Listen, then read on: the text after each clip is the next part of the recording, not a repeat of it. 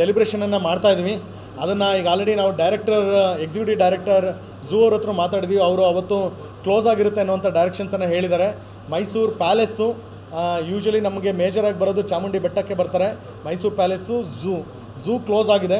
ಮೈಸೂರು ಪ್ಯಾಲೇಸಲ್ಲಿ ನಾವು ಒಂದು ರಿಸ್ಟ್ರಿಕ್ಷನ್ ಹಾಕೋದಕ್ಕೆ ಈ 14 ಪಾರ್ಲಿಮೆಂಟ್ರಿ ಕಾನ್ಸ್ಟಿಟ್ಯೂನ್ಸಿಯಲ್ಲಿ ಯಾರಾದರೂ ವೋಟ್ ಹಾಕ್ತೇನೆ ಅವರು ಅಲ್ಲಿ ಬಂದರೆ ಅಂಥವ್ರಿಗೆ ಪ್ರವೇಶವನ್ನು ನಿರಾಕರಣೆ ಮಾಡಬೇಕು ಅನ್ನೋಂಥ ಒಂದು ಪಾಯಿಂಟನ್ನು ಕನ್ಸಿಡರ್ ಮಾಡ್ತಾಯಿದ್ವಿ.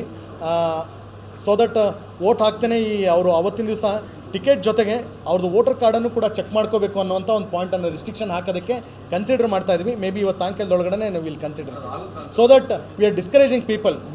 ಈಗ ಯಾಕೆಂದರೆ ಬೇರೆ ರಾಜ್ಯಗಳಿಂದನೂ ಬೇರೆ ಬೇರೆ ರೀತಿ ಟೂರಿಸ್ಟ್ಗಳು ಬಂದಿರ್ತಾರೆ. ಕೆಲವೊಂದು ಸಲ ನಮ್ಮ ಒಂದು ಟೂರಿಸಮ್ ಪಾಯಿಂಟು ಬೇರೆ ಲೈವ್ಲಿಹುಡ್ಡನ್ನು ನಾವು ನೋಡ್ಕೋಬೇಕಾಗಿರುತ್ತೆ. ಬಟ್ ನಮ್ಮವರೇ ವೋಟ್ ಹಾಕ್ತೇನೆ ಸುಮ್ಮನೆ ಇಲ್ಲಿ ಪ್ರವಾಸಿ